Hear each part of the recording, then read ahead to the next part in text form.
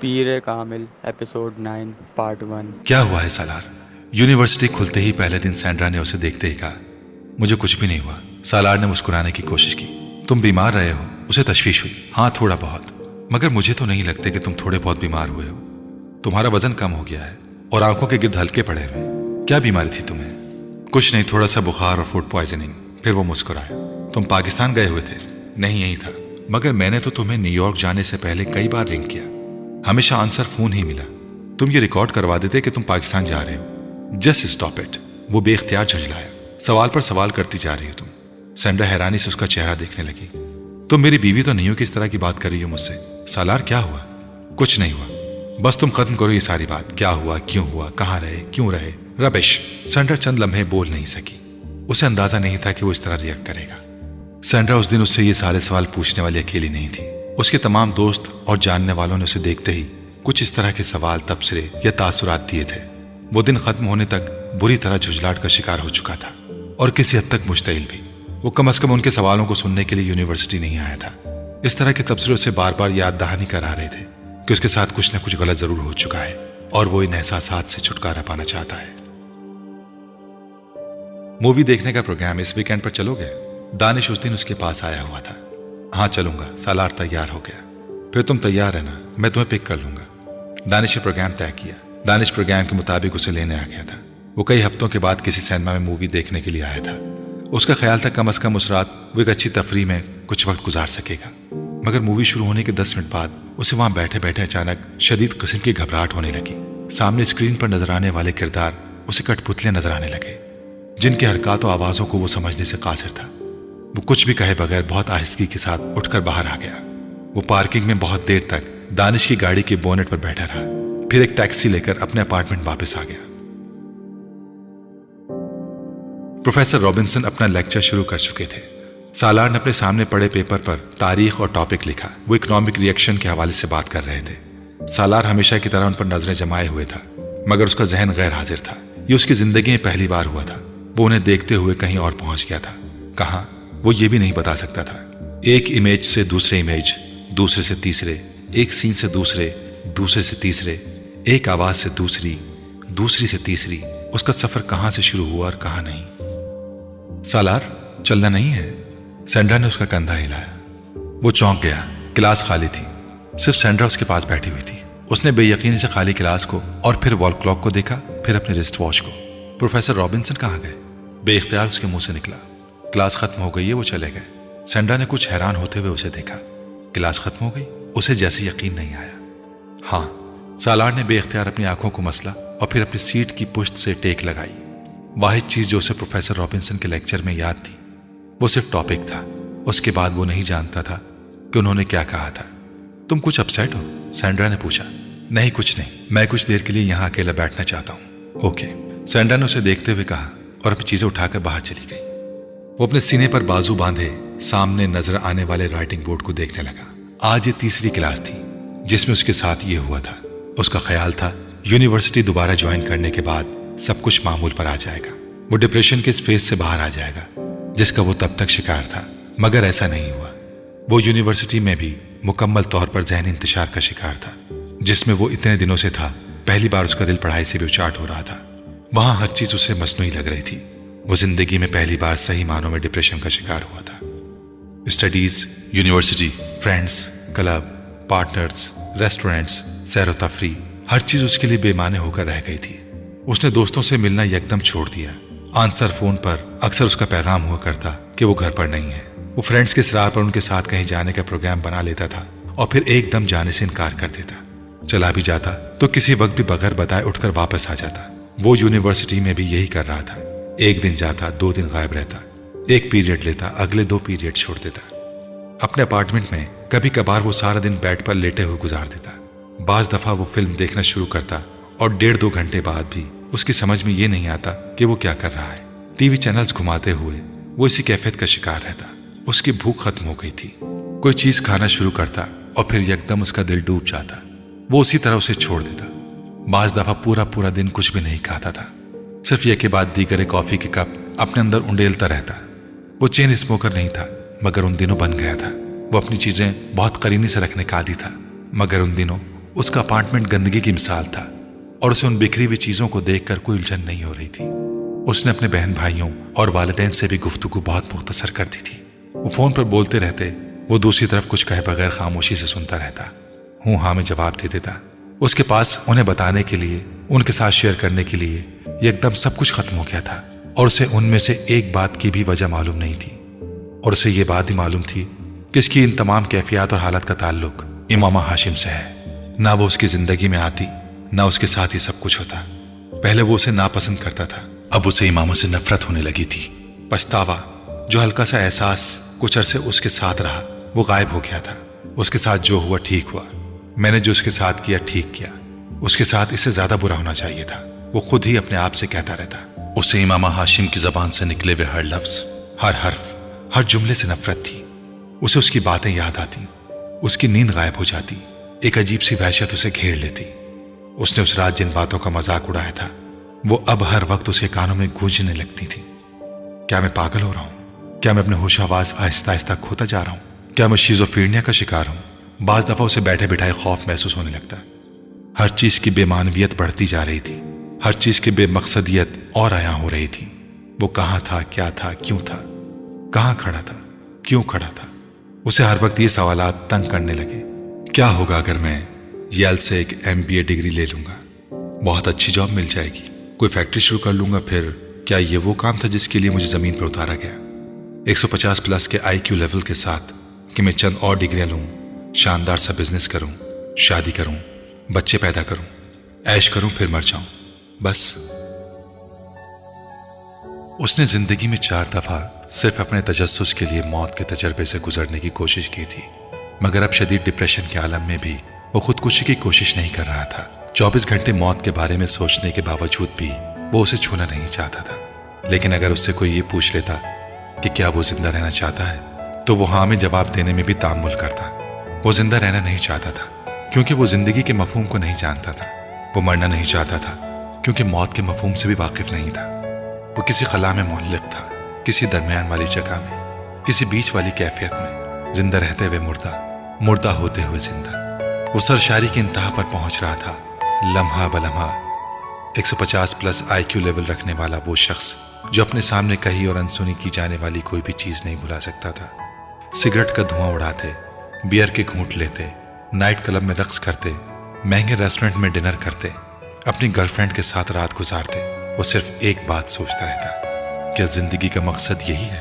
عیش اور آسائش، شاندار لباس، بہترین خوراک، اعلیٰ ترین سہولتیں، 60-70 سال کی ایک زندگی، اور پھر اس کے بعد اس پھر کا کوئی جواب نہیں ہوتا، مگر اس پھر کی وجہ سے اس کی زندگی کے معمولات بگڑ گئے تھے۔ وہ رفتہ رفتہ بے خوابی کا شکار ہو رہا تھا، اور یہ انہی دنوں تھا کہ اس نے اچانک مذہب میں دلچسپی لینا شروع کی۔ ڈپریشن سے نجات کے لیے وہ بہت سے لوگوں کو یہی کام کرتے دیکھتا تھا، اس نے بھی یہی کام شروع کر دیا۔ اس نے اسلام کے بارے میں کچھ کتابیں پڑھنے کی کوشش کی، تمام کتابیں اس کے سر کے اوپر سے گزر گئیں، کوئی لفظ، کوئی بات اسے اپنی طرف نہیں کھینچ رہی تھی۔ وہ خود پر جبر کر کے چند صفحات پڑھتا اور ان کتابوں کو رکھ دیتا، کچھ وقت گزرنے کے بعد پھر اٹھاتا، پھر رکھ دیتا۔ نہیں، شاید مجھے عملی طور پر عبادت شروع کرنی چاہیے، اس سے ہو سکتا ہے کہ مجھے کچھ فائدہ ہو۔ وہ اپنے آپ کو خود ہی سمجھاتا، اور ایک دن جب وہ سعد کے پاس تھا تو اس نے یہی کیا، میں بھی چلتا ہوں تمہارے ساتھ۔ اس نے سعد کو باہر نکلتے دیکھ کر کہا، مگر میں تو عشاء پڑھنے جا رہا ہوں۔ سعد نے اسے یاد دہانی کرائی۔ میں جانتا ہوں، اس نے اپنے جاگرز کے تسمے کستے ہوئے کہا، میرے ساتھ مسجد چلو گے؟ وہ حیران ہوا۔ ہاں۔ وہ کھڑا ہو گیا۔ نماز پڑھنے کے لیے؟ ہاں، سالار نے کہا۔ اس طرح دیکھنے کی کیا ضرورت ہے؟ میں کافر تو نہیں ہوں۔ کافر تو نہیں ہوں، مگر چلو خیر، پڑھ لینا آج۔ سعد نے کچھ کہتے کہتے بات بدل دی۔ میں تو تمہیں پہلے ہی کتنی بار ساتھ چلنے کے لیے کہہ چکا ہوں۔ سالار نے جواب میں کچھ نہیں کہا، وہ خاموشی سے چلتے ہوئے اس کے ساتھ باہر آ گیا۔ اب اگر آج مسجد جا ہی رہے ہو تو پھر جاتے رہنا، یہ نہ ہو کہ بس آج پہلا اور آخری وزٹ ہی ہو۔ سعد نے عمارت سے باہر نکلتے ہوئے اس سے کہا۔ باہر اس وقت برف باری ہو رہی تھی۔ مسجد رہائش کی عمارت سے کچھ فاصلے پر تھی۔ وہ ایک مصری خاندان کا گھر تھا، جس کا نچلا حصہ مسجد کے طور پر ان لوگوں نے استعمال کے لیے دیا ہوا تھا، جبکہ اوپر والے حصے میں وہ لوگ خود رہتے تھے۔ بعض دفعہ وہاں نمازیوں کی تعداد 10-15 کے درمیان ہی رہتی تھی۔ سعد مسجد تک پہنچنے تک سالار کو ان تفصیلات سے آگاہ کرتا رہا۔ سالار خاموشی اور کچھ لا تعلقی کے عالم میں سڑک پر احتیاط سے پھسلتی گاڑیوں اور ہر طرف موجود برف کے ڈھیروں پر نظریں دوڑاتا اس کے ساتھ چلتا رہا۔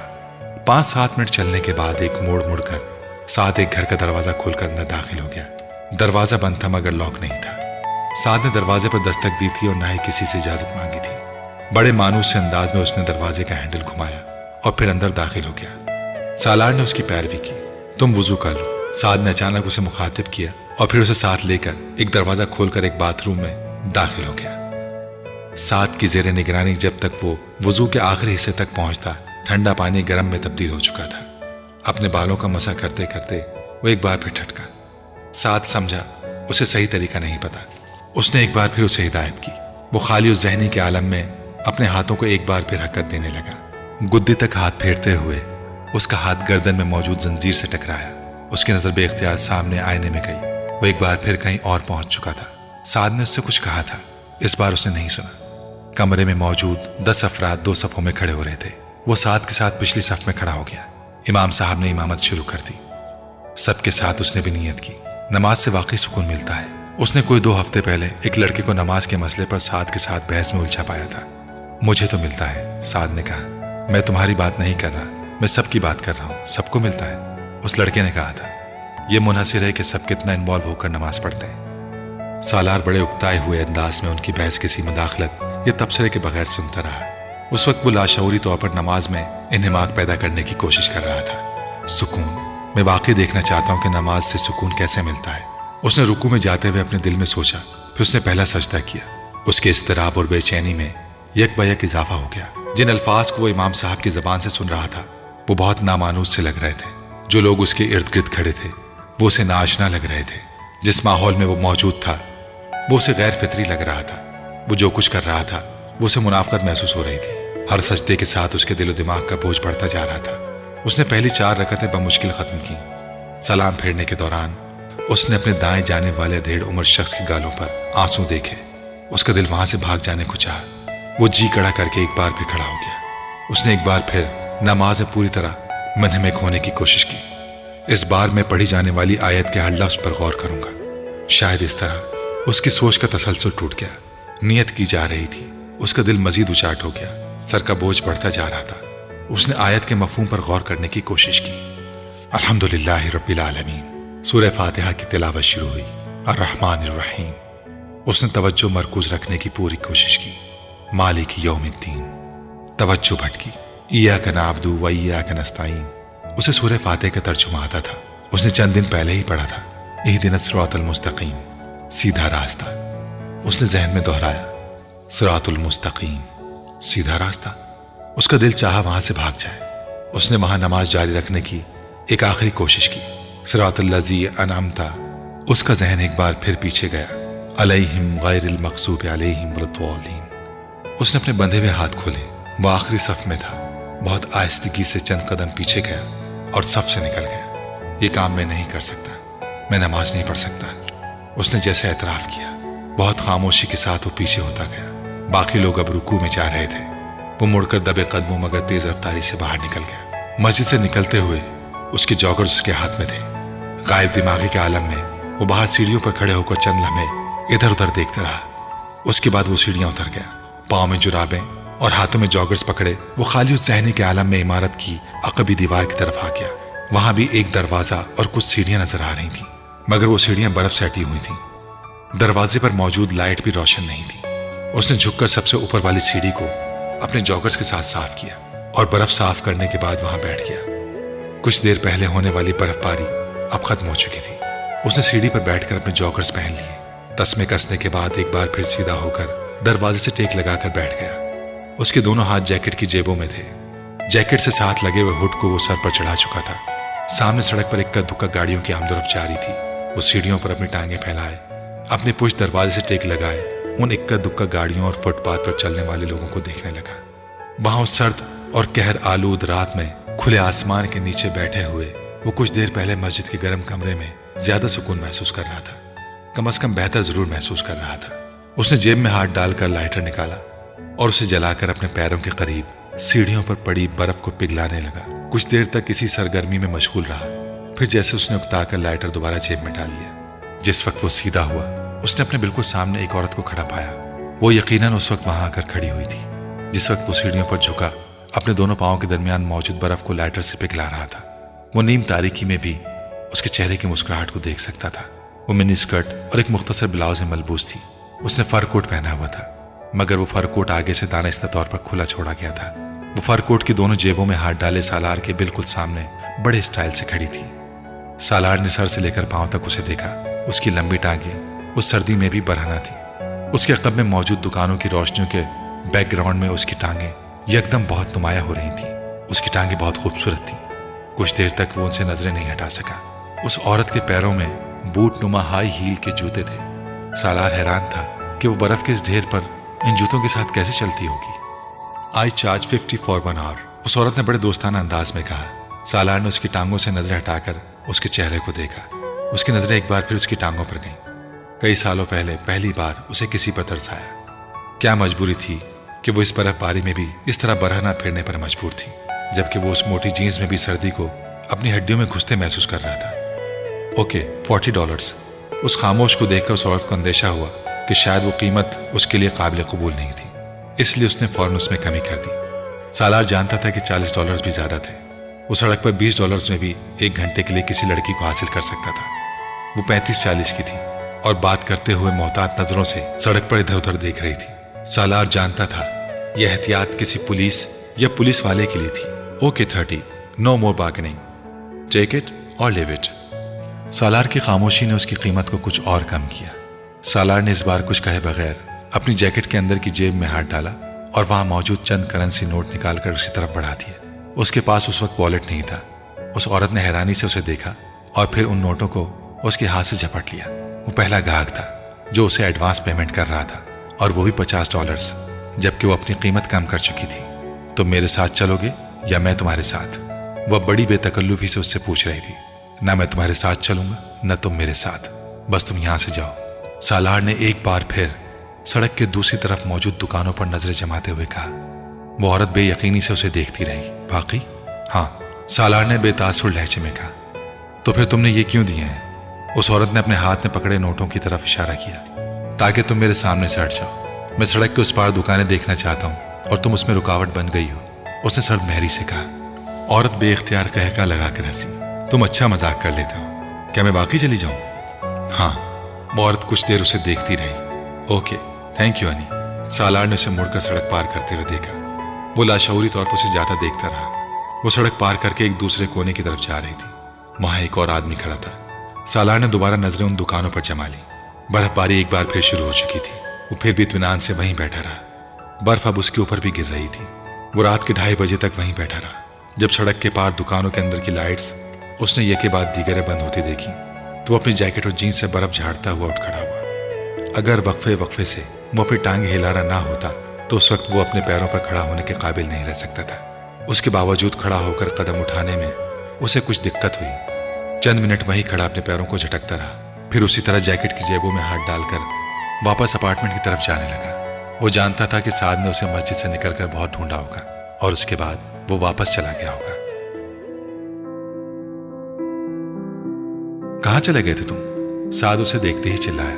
وہ کچھ کہے بغیر اندر چلا آیا۔ میں تم سے کچھ پوچھ رہا ہوں۔ سعد دروازہ بند کر کے اس کے پیچھے آ گیا۔ سالار اپنی جیکٹ اتار رہا تھا۔ کہیں نہیں گیا تھا، اس نے جیکٹ لٹکاتے ہوئے کہا۔ تمہیں پتا ہے میں نے تمہیں کتنا تلاش کیا، کہاں فون کیے، اور اب تو میں اتنا پریشان ہو چکا تھا کہ پولیس کو فون کرنے والا تھا۔ تم آخر اس طرح نماز چھوڑ کر گئے، کہاں تھے؟ سالار کچھ کہے بغیر اپنے جوگرز اتارنے لگا۔ میں نے تمہیں بتایا ہے نا، کہیں نہیں۔ تو پھر اب تک کہاں تھے؟ سعد اس کے سامنے آ کر کھڑا ہو گیا۔ مسجد کے پچھلے حصے میں فٹ پاتھ پر، اس نے اطمینان سے کہا۔ واٹ؟ اتنے گھنٹے تم وہاں فٹ پاتھ پر برف میں بیٹھے رہے ہو؟ سعد دم بخود رہ گیا۔ ہاں، کوئی تک بنتی ہے اس حرکت کی؟ وہ جھلایا۔ نہیں، کوئی تک نہیں بنتی۔ سالار نے اسی طرح سیدھا بیڈ پر لیٹتے ہوئے کہا۔ کچھ کھایا ہے؟ نہیں۔ تو کھانا کھا لو۔ نہیں، بھوک نہیں ہے۔ وہ اب چھت پر نظریں جمائے ہوئے تھا۔ سعد اسے قریب بیڈ پر بیٹھ گیا۔ تمہارے ساتھ آخر مسئلہ کیا ہے، بتا سکتے ہو مجھے؟ سالار نے گردن کو ہلکی سی حرکت کے ساتھ اسے دیکھا۔ کوئی مسئلہ نہیں ہے، بے تاثر لہجے میں کہا گیا۔ میں سمجھا تم اپنے اپارٹمنٹ چلے گئے ہو، مگر وہاں بار بار رنگ کرنے پر بھی تم نہ ملے۔ سعد بڑبڑا رہا تھا۔ سالار کی نظریں چھت پر ہی تھیں۔ اس سے بہتر تھا کہ میں تمہیں اپنے ساتھ نماز پڑھنے لے کر ہی نہ جاتا۔ آئندہ میرے ساتھ مت جانا تم، سعد نے ناراضی سے کہا۔ وہ اب اس کے بیڈ سے اٹھ گیا تھا. کچھ دیر تک وہ اپنے کام نپٹاتا رہا, پھر وہ نائٹ بلب آن کر کے اپنے بیڈ پر لیٹ گیا. اس نے ابھی آنکھیں بند کی تھی جب اس نے سالار کی آواز سنی. سعد. ہاں. اس نے آنکھیں کھول دی. یہ صراط مستقیم کیا ہوتا ہے؟ سادہ لہجے میں پوچھے گئے سوال نے سعد کو حیران کر دیا. اس نے گردن موڑ کر بائیں جانب بیڈ پر سیدھا لیٹے ہوئے سالار کو دیکھا. صراط مستقیم؟ صراط مستقیم سیدھے راستے کو کہتے ہیں. جانتا ہوں, مگر یہ سیدھا راستہ کیا ہوتا ہے؟ اگلا سوال آیا. سعد نے اس کی طرف کروٹ لے لی. سیدھا راستہ مطلب نیکی کا راستہ. نیکی کیا ہوتی ہے؟ لہجہ ابھی بھی بے تاثر تھا. اچھے کام کو نیکی کہتے ہیں. اچھا کام؟ کوئی ایسا کام جو کسی دوسرے کے لیے کیا گیا ہو, کسی کی مدد کی گئی ہو, کسی پر مہربانی کی گئی ہو, وہ اچھا کام ہوتا ہے. اور ہر اچھا کام نیکی ہوتی ہے. ابھی کچھ گھنٹے پہلے میں نے فٹ پاتھ پر ایک ہوکر کو $50 دیے, جبکہ وہ صرف $30 مانگ رہی تھی. اس کا مطلب ہے یہ نیکی ہوئی؟ سعد کا دل چاہا وہ ایک گھونسا اس کے منہ پر کھینچ مارے. وہ عجیب آدمی تھا. بکواس بند کرو اور سو جاؤ, مجھے بھی سونے دو. اس نے کمبل لپیٹ لیا. سالار کو حیرت ہوئی وہ کس بات پر حیران ہوا تھا. تو یہ نیکی نہیں ہوئی؟ میں نے تم سے کہا ہے اپنا منہ بند کرو اور سو جاؤ. سعد ایک بار پھر دھاڑا. اتنا ناراض ہونے کی ضرورت تو نہیں ہے, میں نے تم سے ایک معمولی سے سوال کیا ہے, سالار نے بڑے تحمل سے کہا. سعد یکدم کچھ مشتعل ہوتے ہوئے اٹھ کر بیڈ پر بیٹھ گیا. اس نے لیمپ آن کر دیا. تمہارے جیسے آدمی کو میں کیا صراط مستقیم سمجھاؤں؟ کیا تم پاگل ہو یا جاہل ہو یا غیر مسلم ہو؟ کیا؟ کچھ بھی نہیں ہو. تمہیں خود پتا ہونا چاہیے کہ صراط مستقیم کیا ہوتا ہے. مگر تم جیسا آدمی جو مسجد میں نماز پڑھتے ہوئے نماز درمیان میں چھوڑ کر چلا آتا ہے, وہ کیسے جان سکتا ہے یہ؟ میں نماز اس لیے چھوڑ کر چلا آیا کیونکہ تم کہتے ہو اس میں سکون ملے گا. مجھے سکون نہیں ملا, میں چھوڑ آیا. اس کے پرسکون انداز میں کہے ہوئے جملے نے سعد کو مزید مشتعل کر دیا. تمہیں نماز میں اس لیے سکون نہیں ملا کیونکہ مسجد تمہاری جگہ نہیں ہے. تمہارے لیے سکون کی جگہیں سینما, تھیٹر, بار اور کلب ہے. مسجد تمہارے لیے نہیں ہے. تمہیں نماز میں سکون کہاں سے مل جاتا؟ اور تم چاہتے ہو میں تمہیں بتاؤں صراط مستقیم کیا ہوتا ہے؟ وہ بیڈ پر سیدھا لیٹا پل کے جھپکائے بغیر سعد کو دیکھتا رہا. تمہارے جیسے شخص کو جو نماز سے بھاگ جاتا ہے, شراب پیتا ہے, زنا کرتا ہے, وہ صراط مستقیم کے مطلب کو سمجھ سکتا ہے نہ اس پر آ سکتا ہے. تمہارا مطلب ہے جو شراب پیتے ہیں اور زنا کرتے ہیں مگر نماز سے بھاگتے نہیں, نماز بھی پڑھ لیتے ہیں, وہ صراط مستقیم کا مطلب سمجھتے ہیں اور صراط مستقیم پر ہیں. سعد کچھ بول نہیں سکا. مدھم آواز اور بے تاثر لہجے میں کیے گئے ایک ہی سوال نے اسے خاموش کر دیا تھا. سالار اب بھی اسی طرح اسے دیکھتا رہا. تم ان چیزوں کو نہیں سمجھ سکتے سالار, اس نے کچھ دیر خاموش رہنے کے بعد کہا. سالار کے کانوں میں ایک جھماکے کے ساتھ دوسری آواز کی گونج اٹھی تھی. ہاں میں واقعی نہیں سمجھ سکتا. لائٹ آف کر دو, مجھے نیند آ رہی ہے. اس نے مزید کچھ کہے بغیر آنکھیں بند کر لی. مجھے پہلے ہی اندازہ تھا کہ تم اپنے اپارٹمنٹ پر ہی ہوگے, صرف تم نے جان بوجھ کر آنسر فون لگا دیا ہوگا. سعد اگلے دن 10 بجے سالار کے اپارٹمنٹ پر موجود تھا. سالار نے نیند میں اٹھ کر دروازہ کھولا تھا. تم اس طرح بغیر بتائے بھاگ کیوں آئے میرے اپارٹمنٹ سے؟ سعد نے اندر آتے ہوئے جھاڑا. بھاگا تو نہیں, تم سو رہے تھے, میں نے تمہیں جگانا مناسب نہیں سمجھا. سالار نے آنکھیں مسلتے ہوئے کہا. کس وقت آئے تھے تم؟ شاید 4-5 بجے. یہ جانے کا کون سا وقت تھا؟ سعد نے تنک کر کہا. اور تم اس طرح آئے کیوں؟ سالار کچھ کہنے کے بجائے لیونگ روم کے صوفے پر جا کر اوندھے منہ لیٹ گئے. شاید میری باتوں سے تم ناراض ہو گئے تھے, میں اسی لیے ایکسکیوز کرنے آیا ہوں. سعد نے دوسرے صوفے پر بیٹھتے ہوئے کہا. کون سی باتوں سے؟ سالار نے گردن کو ہلکا سا ترچھا کرتے ہوئے اسی طرح لیٹے سعد سے پوچھا. وہی سب کچھ جو میں نے غصے میں آ کر رات کو تم سے کہہ دیا تھا. سعد نے معذرت خانہ انداز میں کہا. نہیں, میں ایسی چھوٹی موٹی بات پر تو ناراض نہیں ہو سکتا. تم نے ایسی کوئی بات کی ہی نہیں جس پر تمہیں ایکسکیوز کرنے کے لیے یہاں آنا پڑتا. سالار نے اسی انداز میں کہا. پھر تم اس طرح اچانک میرے اپارٹمنٹ سے کیوں آ گئے؟ سعد بزد ہوا. بس میرا دل گھبرایا اور میں یہاں آ گیا, اور چونکہ سونا چاہتا تھا اس لیے آنسر فون لگا دیا. سالار نے پرسکون انداز میں کہا. پھر بھی میں یہ محسوس کر رہا تھا کہ مجھے تم سے اس طرح سے بات نہیں کرنی چاہیے تھی. میں صبح سے بہت پچھتا رہا ہوں. جانے دو اسے, اس نے اسی طرح چہرہ صوفے پر چھپائے ہوئے کہا. سالار, تمہارے ساتھ آج کل کیا پرابلم ہے؟ کچھ نہیں. نہیں, کچھ نہ کچھ ہے. کچھ عجیب سے ہوتے جا رہے ہو تم. اس بار سالار یکدم کروٹ بدلتے ہوئے سیدھا ہو گیا. چت لیٹتے سعد کی طرف دیکھتے ہوئے اس نے پوچھا. مثلاً کون سی بات عجیب سی ہوتی جا رہی ہے مجھ میں؟ بہت ساری ہیں. تم بہت چپ چپ رہنے لگے ہو, چھوٹی چھوٹی باتوں پر الجھنے لگے ہو. یہ بات مجھے بتا رہا تھا کہ یونیورسٹی جانا بھی چھوڑا ہوا ہے تم نے, اور سب سے بڑی بات کہ مذہب میں دلچسپی لے رہے ہو. اس کے آخری جملے سے سالار کے ماتھے پر تیوریاں آ گئیں. مذہب میں دلچسپی؟ یہ تمہیں غلط فہمی ہے. میں مذہب میں دلچسپی لینے کی کوشش نہیں کر رہا. میں صرف سکون حاصل کرنے کی کوشش کر رہا ہوں کیونکہ بہت ڈپریس ہوں. مجھے زندگی میں کبھی اس طرح کا اور اس حد تک کا ڈپریشن نہیں ہوا جس کا شکار میں آج کل ہوں. اور میں صرف اس ڈپریشن سے نجات حاصل کرنے کے لیے رات نماز پڑھنے کے لیے گیا تھا. اس نے بہت ترشی سے کہا, ڈپریشن کیوں ہے تمہیں؟ سعد نے پوچھا. اگر یہ مجھے پتا ہوتا تو مجھے یقیناً ڈپریشن نہ ہوتا. میں اب تک اس کا کچھ نہ کچھ کر چکا ہوتا. پھر بھی کوئی نہ کوئی وجہ تو ہوگی. یوں بیٹھے بٹھائے ڈپریشن تو نہیں ہو جاتا. سعد نے تبصرہ کیا. سالار جانتا تھا وہ ٹھیک کہہ رہا ہے, مگر اسے وجہ بتا کر خود پر ہنسنے کا موقع فراہم نہیں کرنا چاہتا تھا. کسی دوسرے کے بارے میں تو مجھے پتا نہیں, مگر مجھے تو بیٹھے بٹھائے ہی ہو جاتا ہے. سالار نے کہا. تم کوئی اینٹی ڈپریسنٹ لیتے ہو؟ سعد نے کہا. میں ان کا ڈھیر کھا چکا ہوں, مجھے کوئی فرق نہیں پڑا. تو تم کسی سائیکٹرسٹ سے مل لیتے. میں یہ کام تو کبھی نہیں کروں گا. میں تنگ آ چکا ہوں لوگوں سے ملتے ملتے. کم از کم اب تو میں نہیں ملوں گا. سالار نے بے اختیار کہا. پہلے کس سلسلے میں ملتے رہے تم؟ سعد نے کچھ چونک کر تجسس کے عالم میں پوچھا. بہت سی باتیں تھیں, تم انہیں رہنے دو. اب وہ چت لیٹا چھت کو گھور رہا تھا. تو پھر تم ایسا کیا کرو کہ عبادت کیا کرو, نماز پڑھا کرو. میں نے کوشش کی تھی مگر میں نماز نہیں پڑھ سکتا.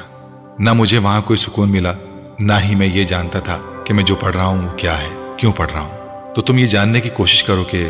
سالار نے اس کی بات کاٹ دی. اب پھر رات والی بحث شروع ہو جائے گی, صراط مستقیم والی, اور پھر تمہیں غصہ آ جائے گا. جب مجھے یہی نہیں پتا کہ صراط مستقیم کیا ہے تو پھر میں نماز کیسے پڑھ سکتا ہوں؟ تم نماز پڑھنا شروع کرو گے تو تمہیں خود ہی پتہ چل جائے گا صراط مستقیم کیا ہے. کیسے؟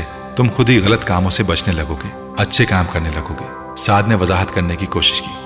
مگر میں کوئی غلط کام نہیں کرتا اور نہ ہی مجھے اچھے کام کرنے کی خواہش ہے. میری زندگی نارمل ہے.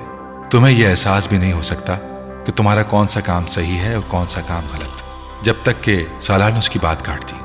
صحیح اور غلط کام میرا مسئلہ نہیں ہے. ابھی تو مجھے بس بے سکونی رہتی ہے اور اس کا تعلق میرے کاموں سے نہیں ہے. تم وہ تمام کام کرتے ہو جو انسان کی زندگی کو بے سکون کر دیتے ہیں. مثلاً سالار نے چھپتے ہوئے لہجے میں کہا, تم پورک کھاتے ہو. کام مان. وہ بے اختیار بل بلایا. پورک یہاں کہاں آ گیا؟ تم مجھے ایک بات بتاؤ. سالار اٹھ کر بیٹھ گیا. تم تو بڑی باقاعدگی سے نماز پڑھتے ہو, بڑی عبادت کرتے ہو. نماز نے تمہاری زندگی میں کون سی تبدیلیاں کر دی؟ مجھے بے سکونی نہیں ہے. حالانکہ تمہارے فارمولے کے مطابق تمہیں بھی بے سکونی ہونی چاہیے کیونکہ تم بھی بہت سے غلط کام کرتے ہو. سالار نے ترکی بترکی جواب دیا. مثلاً میں کیا غلط کام کرتا ہوں؟ تم جانتے ہو, میرے دہرانے کی ضرورت نہیں ہے. میں نہیں جانتا, تم دہراؤ. سعد نے جیسے اسے چیلنج کیا.